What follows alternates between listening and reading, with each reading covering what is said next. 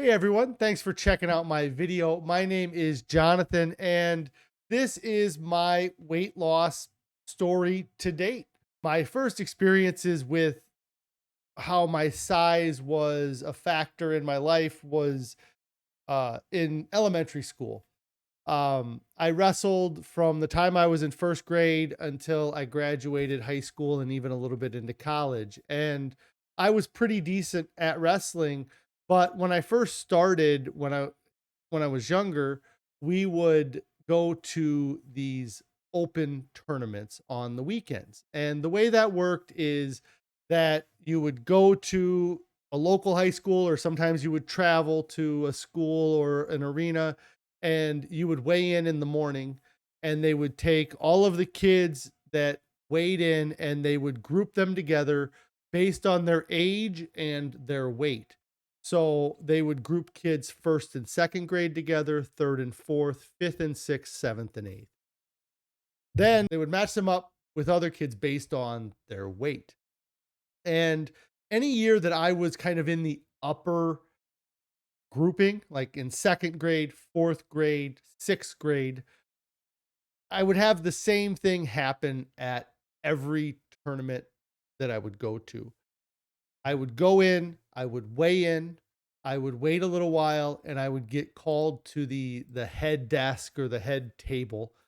I would go up there with my father, and they would say, "Hey, you weighed in. The rules only allow us to group kids with other kids that are within 15% of their body weight. And unfortunately, Jonathan is more than 15% heavier than the next heaviest kid that weighed in at the tournament." And so they gave us three options at almost every tournament. The first option was that we could take our entry fee money back, and just I would have that money to go spend at the concession stand, or we would go home for the day. The second option would be that I would get a trophy for winning the tournament and get a poster with the bracket that would just have my name on it because I was the only kid at that weight. Or the third option was that I could wrestle up with the older kids because there were kids that were now that same weight as me. And so almost every time or any chance I had, I always wrestled up and so that I would at least get to wrestle. But it was, like I said, that was apparent from that point that I was always quite a bit heavier than everybody else. And so it was always normal for me to be the biggest kid. And I was also a good athlete. And so I kind of used that to hide any issues I had with being overweight. And I can even remember, like, in high school before graduating or my senior year, thinking, man, I don't ever want to get over 300 pounds. And I was already pushing kind of the highest weight that you could weigh for a wrestler. And really, by the time I graduated, if I wasn't already over 300 pounds, I was well on my way to being over 300 pounds. Because fast forward to going to college, I did play some D3 football my freshman year. I was well over 300 pounds my freshman year. And um, after the football season ended, I had intended to wrestle at the college, and I went to the wrestling program. I got on the scale. I was still over 320 pounds. So I had to lose 35 pounds just to become eligible to wrestle at the heavyweight division in college. And I can remember at the time that my diet food of choice was to go to the cafeteria and to get a sub sandwich with uh deli meat on it and lettuce and mustard and mayo, and I thought that was healthy. I didn't know any better.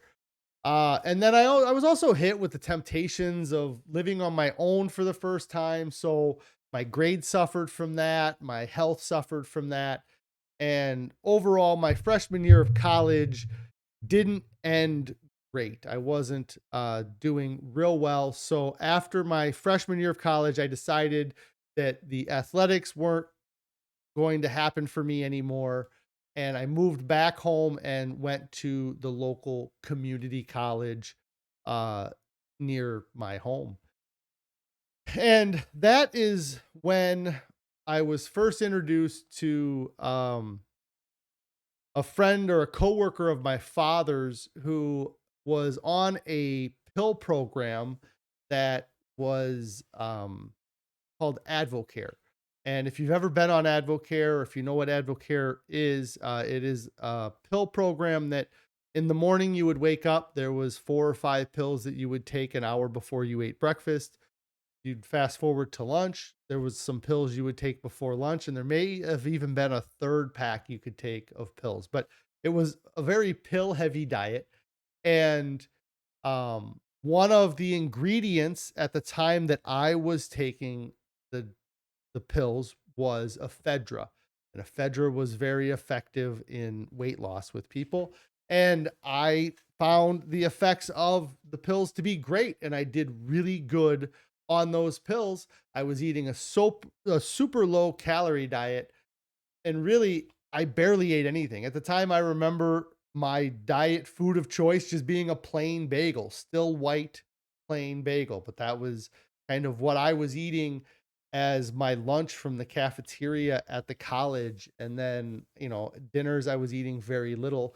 And I don't know the specific weights of when I was on Advocare, but I feel like I was around 350 to 360 pounds, and I was able to get down close to 300 pounds. But then they took the ephedra out of the compound, out of the pills. I lost confidence in what I was doing and just started putting the weight back on. I then graduated from college, and really I did it in like record time, where I condensed everything so that I was able to go back to a university my junior year as a junior, or with, kind of a standings. And so from the time I left college my freshman year until my junior year, I took a full load of classes through both of those summers and both school semesters so that I could get back to being kind of on track with my academics. Um, so the college I ended up going to was very demanding, especially in the accounting field that I wanted to study. And what I didn't realize when I completed all the classes at the community college is that in order to graduate with an accounting degree from the school, I was going to have to cram like all of the business classes into that 2 year period, or I think it took me 2.5 years to kind of get all of the required classes done to get a degree. Um, and it was very intense. And I even at some point started taking a few other classes outside of the business school just so I didn't have to go there for every single class. I took a sociology class, I can remember, just kind of to get away from the community, or from the business building, and go somewhere else. Um and I was overweight all throughout college. And there were some classes I can remember a specific class that I had that I didn't like to go to the class because I couldn't fit into the chairs well. And the only way for me to be comfortable in class was to sit at the table that was in the back of the room. They had like a big table with some regular chairs that I would go and sit at that table because I couldn't fit into the actual classroom seats because of my size. And it made it difficult to be motivated to go to those classes or classes like that. And I didn't do great with pushing myself to go to class. And I always seemed tired. I couldn't really make it to classes consistently, but I loved the social environment I was in too, So I always kind of figured that I had a hard time getting up in the morning for class because I was up partying or playing video games. And I really did have to kind of scrape by, or I got a degree, but I didn't have a really high GPA with my degree. It was very difficult because the school had two different GPA criterias. There was your overall GPA, and then there was your GPA specifically in the field of study and accounting. And I know that I was always fighting that kind of lower limit in order to graduate, but I did finally graduate and I got my degree. And then after college, I came home and we started running a moving business that my family had recently established in the area that my dad started after he retired from working at his other job for 35 years. And I was living on my own, but I was seeing my family daily. And my mom was really starting to get worried about me. And she was bugging me because I was always tired. And I can remember being at the office and taking a nap in the storage room between where my office was and the bathroom because I just couldn't stay awake any longer. And my mom would work the counter or kind of cover for me while I was taking a nap in the middle of the day. So,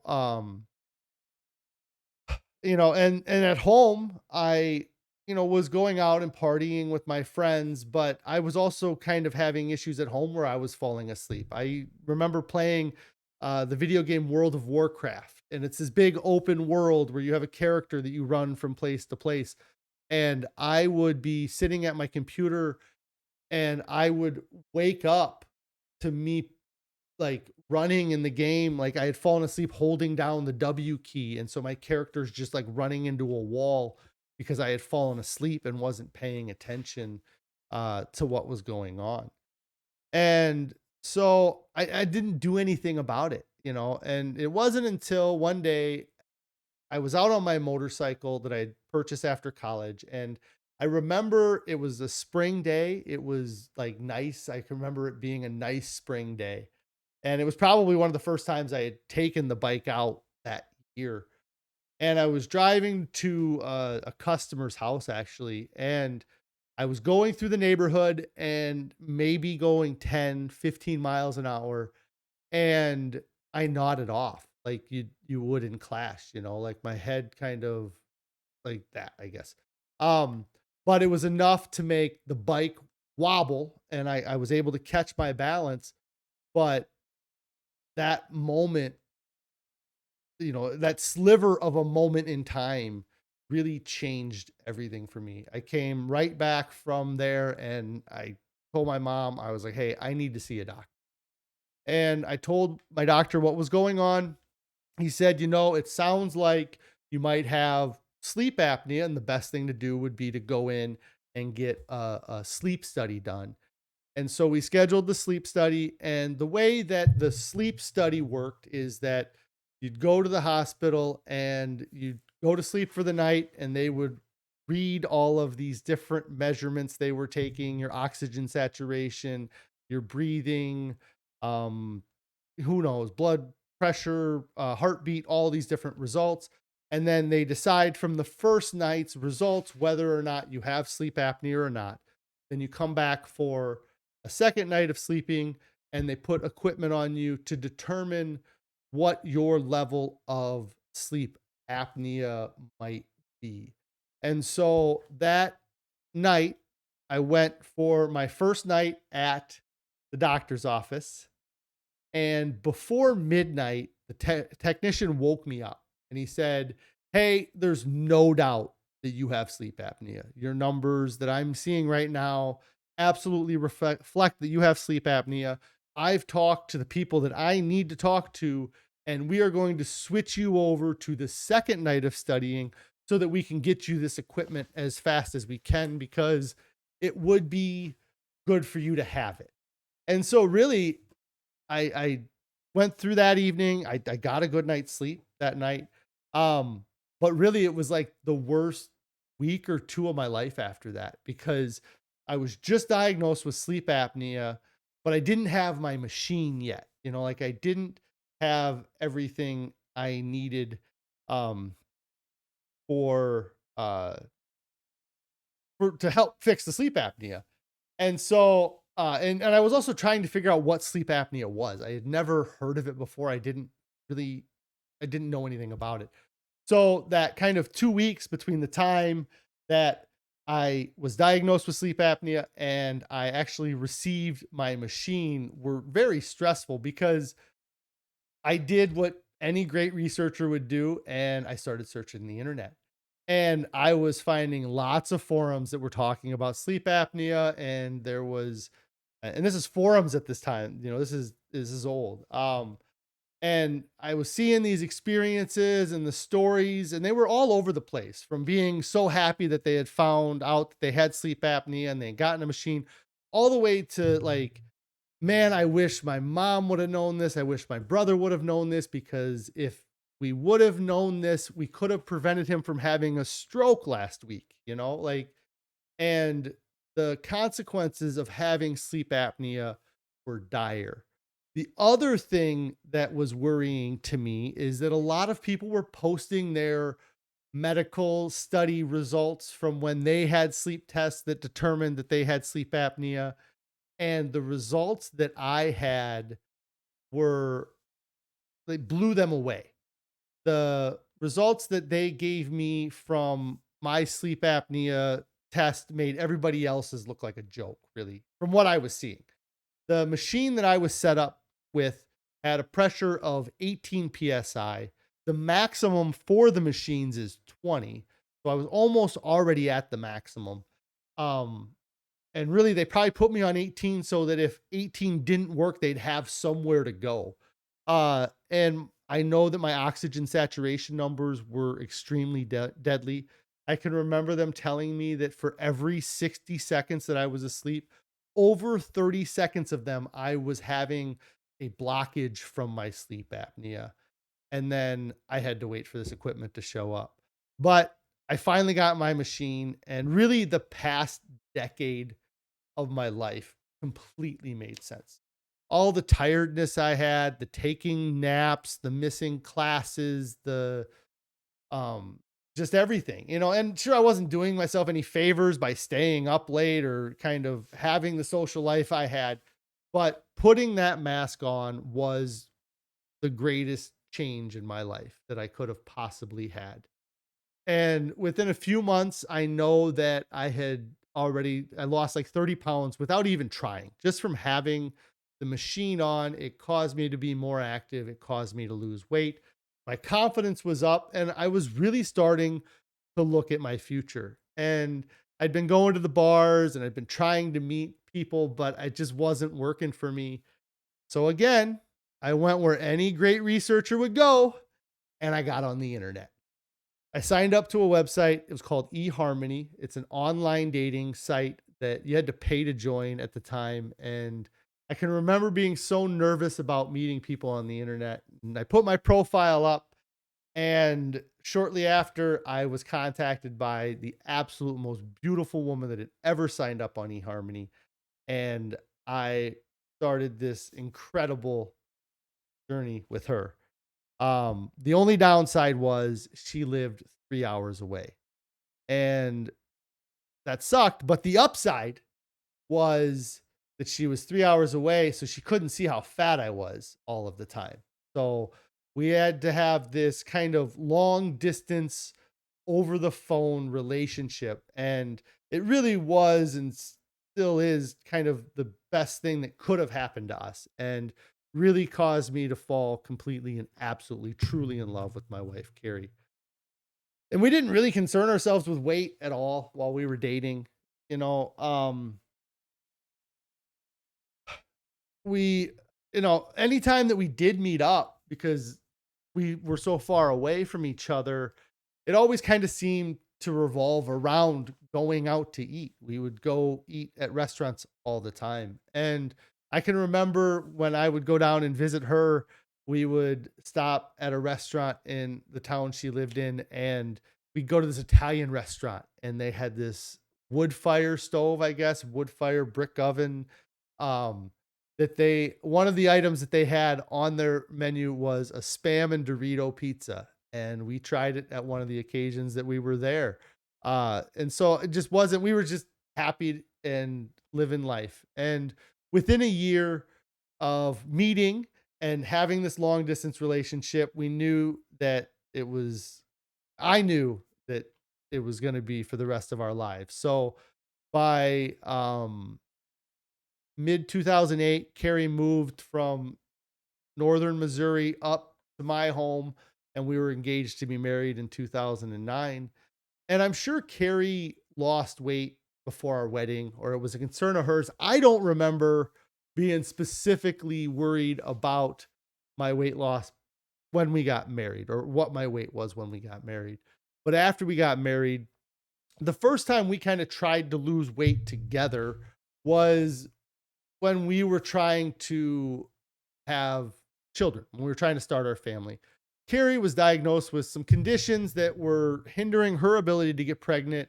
And they were telling us that a major factor of those conditions is that she was overweight. And so we hit the gym together. It was something that we definitely did together at this time. And we were there every day.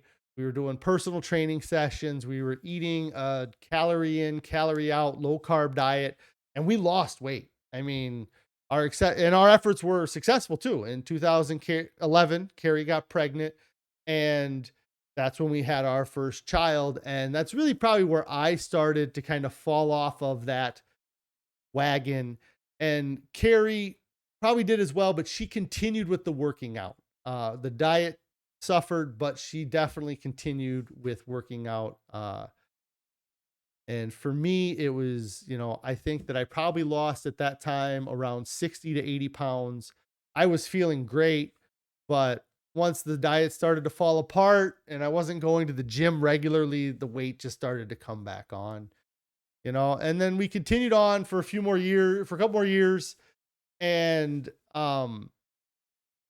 I really felt like I was getting to a point where I needed to do something about with my health again. We had had our second child, and I had found out about this weight loss clinic in the area that I live that specializes in people in weight loss. And so I thought I'd give it a shot. And so I got in touch with the doctor and made an appointment, and I showed up and I went and I found out that I was 420 pounds. And I was just blown away, shocked. I couldn't believe I had gotten up over 400 pounds. I knew I needed to do something. It was really a problem. And I had not been on a scale in such a long time. And so anything that this doctor was going to say, I was going to follow. And I did. And I did have decent success. Um, I started taking some medications that he prescribed, and there was an injection that I would do for the first 30 days. There was an injection that I put into my stomach. But for me, the real winner of this diet, if you want to call that, was the prescription phentermine that I was taking. This was something that I took a dose of phentermine every day for 6 to 9 months. And the weight loss was great. I mean, I had put almost no effort into it. My appetite was at like zero. I was doing a yoga class once or twice a week, but other than that, I was just low calorie eating, and the diet was not good. It was Pringles and Kit Kats and Polish sausages. It was not a great diet, but the drugs I was taking were keeping my appetite suppressed, and I thought I was doing it on my own. I felt like it was me doing it when it was really the drugs. But one of the things I really liked about this experience is that it was, it introduced me again to group meetings. I had gone to Weight Watchers a few times over the years, but never really liked the atmosphere of the Weight Watchers meetings. These meetings that we had on a weekly basis, I was a much bigger fan of, but I was also kind of the star of the show, because in the time that I was with that doctor, in 9 months, I went from 420 pounds to under 300 pounds. And I felt like I was on top of the world. I thought I had it figured out. But then a combination of things happened. I could no longer continue taking the phentermine, which was very important. And then also a couple of the events that I had even gone and seen the doctor to lose weight for happened, and I can remember my brother got married, And I went and I picked up the tuxedo for the wedding, and I just looked ridiculous because when I got fitted for the tuxedo was 3 or 4 months prior, and this was in the middle of everything. So I had lost like 50 pounds between the time that I got fitted for the tux and when I actually had to wear the tux for the event. Um, and so then after 2013, I really didn't give much concern about my weight for a long time. Carrie brought our twins into the world in 2016, and I just continued to gain weight. In 2019, though, I started to see a lot on the internet about intermittent fasting. I think Carrie was even kind of playing around with intermittent fasting. And that's kind of when when I was first introduced to extended fasting. And I thought in my head, if I could cut my calories to zero, then you'd have to lose weight. It has to be the quickest way to lose weight. And so I went where any good researcher would go and I started looking on the internet again. And I found some YouTube personalities and some other articles and things where people had fasted for 20 or 30, or some people even going 50 plus days and some crazy fasts out there. And so I figured, what the hell? I might as well give it a shot. I mean, it can't hurt me any more than I'm already hurting myself. And so I got on the scale and I was 400 pounds. And I can remember it was the summer and I started fasting, and I'm pretty sure I set a goal to do 30 days and I hit the 30-day fasting goal. In that 30 days, I was doing things like drinking apple cider vinegar and taking some electrolyte supplements. But in that time, I was able to lose 60 pounds. But the problem was that I didn't have a plan for when I got done. I knew I had to be careful about refeeding, but I didn't have a diet planned in mind. And I half heartedly tried to do like a keto diet or a low carb diet, but nothing ever really stuck. And I never lost any more weight than what I lost during the fast. The moment the fast ended, I gained weight and continued to gain weight. And so, in fact, less than a year later, March 2020, I was at a hospital. I had to take my daughter to the hospital for a routine checkup for her eye. And when I was leaving the office, I noticed that they had a scale in the hallway. And it was a big scale with like handles around the side. And I kind of looked back and I kind of looked around and there was nobody else in the hallway. And so I hopped on the scale and I was blown away because the scale said 233. And I was like, oh, the scale's broken. And then I realized that it was set to kilograms. And I was like, oh, that's rough because I know a kilogram's like 2.2. And so I got back to my car and I got out the calculator and I did the math. And it was the first time I ever saw that I was over 500 pounds. I was at like 515 pounds. And it should have been a wake up call. I mean, it should have been the moment I should have done something. But I was at the hospital with my daughter, March of 2020. And within a week later, the pandemic kind of hits. And I can remember thinking to myself, you know, is this the time where I get healthy? Do I decide to get healthy now, or do I keep the calories I have on my body stored for this famine that could be coming? I obviously chose the latter. In fact, my diet prior to starting this challenge consisted of at least one fast food meal a day, if not two.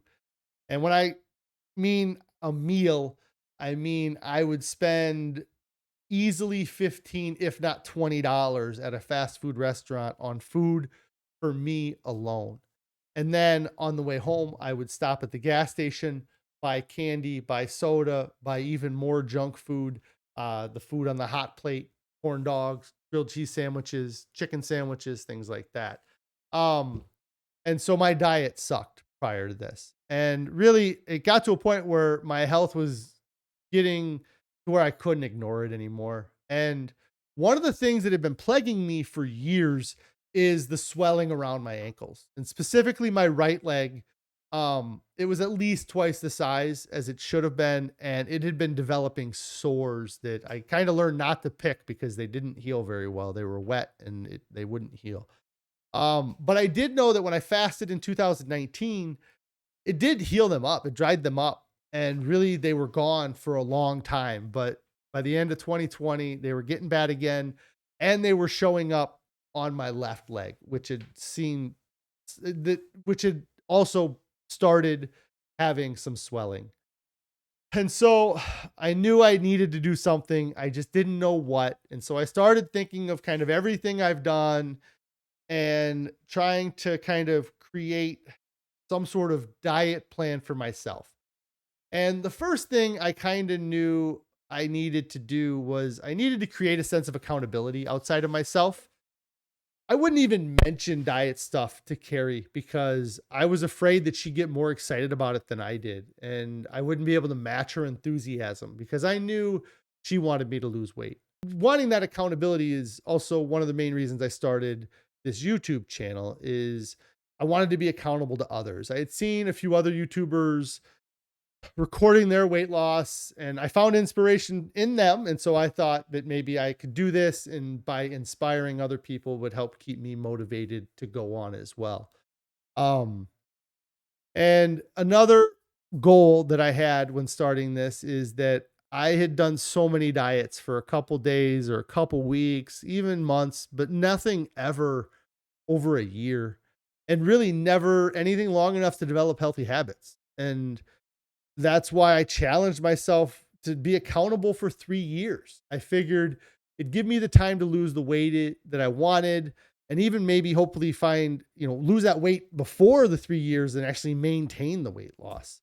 Um, Another reason why I kind of committed to doing this in the YouTube channel for 3 years is that I'd seen a lot of other YouTube channels pop up and people recording what they were doing, and they do great for a few months, sort of like I would with my diets, or even, a couple months, or, but then they would just disappear and never return. And that's not what I wanted to do. My goal with this channel is to create a complete story so that people can have a starting point and an ending point, and I can ride off into the sunset, happy, and people will see that. That's my goal. And then another goal, probably the one that everybody's the most excited about is the weight loss goal. How many pounds can you lose or how many pounds can you get down? And with a starting weight of 519.8 pounds, losing over half my body weight seems so insurmountable. And that's probably why so many times in the past, I only challenged myself to lose 50 pounds or to get under 300 pounds. And I would do what I thought were attainable goals. And many times for me, they were obtainable goals. But what would happen is that I couldn't maintain that lifestyle or that diet. And if I couldn't maintain it, then it wouldn't succeed. I would hit the goal or the event I was trying to lose the weight for would happen and it was great and I'd hit the goal and I'd lost a ton of weight, but I'd look in the mirror and I was really still overweight. I mean, like right now, if I set a goal to lose half my body weight when I started, so 520 pounds, get to half my body weight, I'd still be 260 pounds, which is awesome. Huge difference from 520. But that's still fat, kind of, right? I mean, I want to get to a healthier weight, not just a lighter weight than when I started, but to an actual weight that somebody says that guy looks healthy. Um, Another big factor in my decision process was that I really wanted to try to find a way to lose the weight without having to be at the gym all the time. I have 4 kids, I have a full-time job, I'm busy, and I don't want to be spending hours away at the gym the rest of my life just to get healthy. And I don't think other people watching these videos have all that time either. Cause I think that if everybody had the time to go to the gym for 2 hours a day and it was easy and that made the difference, everybody would be doing it. But not easy to do and it doesn't always make the difference. So my goal was to find a way to do this without having to go to the gym.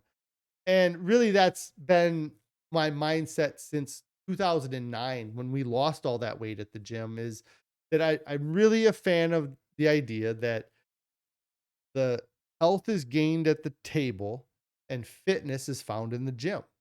I am absolutely happy with getting more fit, but my goal with this is to get more healthy, and that's going to happen for me at the dinner table. Another goal that I don't know that it was a goal when I started this, I had intended to educate myself or find out what the best diet was going to be for me. And so that was my goal during the first 30 days, was to do as much education as I possibly could. But what I found is that by continuing to educate myself and to continuing to read books throughout this entire challenge, it has helped reinforce my feelings and kind of how things are going. So it wasn't my intention to educate myself throughout the challenge, but it was my intention to educate myself at the very beginning. And now I'm finding that it's important to keep that education throughout the whole time. You know, it's a lifelong thing. You know, there's always new information coming out. There's always new books that have the newest information. And so with all of those kind of things in mind, the accountability, longevity, getting down to a healthy weight, doing it outside of the gym, and educating myself, I developed this challenge. And I knew the quickest way for me to get started with weight loss would be to fast. I had successfully fasted in the past, and I knew that the first pounds would be easy to come off no matter what I chose to do. But if I fasted, it would be the fast. So I challenged myself to fast for 30 days. It was similar to what I had done a year prior, or year and a half probably prior. And so on November 1st, 2020, I decided to start a 30-day water fast. And for the first few days, things were going very similar to my previous experience.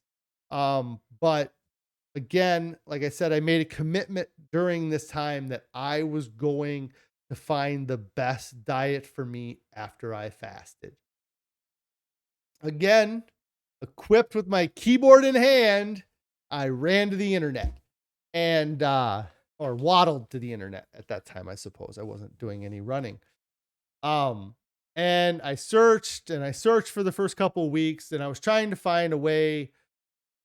I really was trying to find a way to eat like a paleo diet, I think is what my goal was. I mean, my goal was to get as far away from the standard American diet as I could, because I knew that the standard American diet was killing me and I needed to do something different.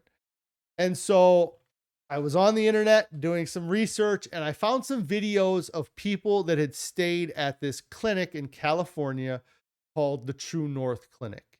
And this was a fasting facility that actually specialized in long term extended water fasting that's medically supervised. And the videos I had found of these patients, these testimonials they were giving, really resonated with me. And I couldn't believe that I hadn't really even heard of them before, because I had been doing quite a bit of research in fasting, and I may have seen a video or documentary where some of their patients were in it, but it wasn't a documentary about diet. It was probably about fasting.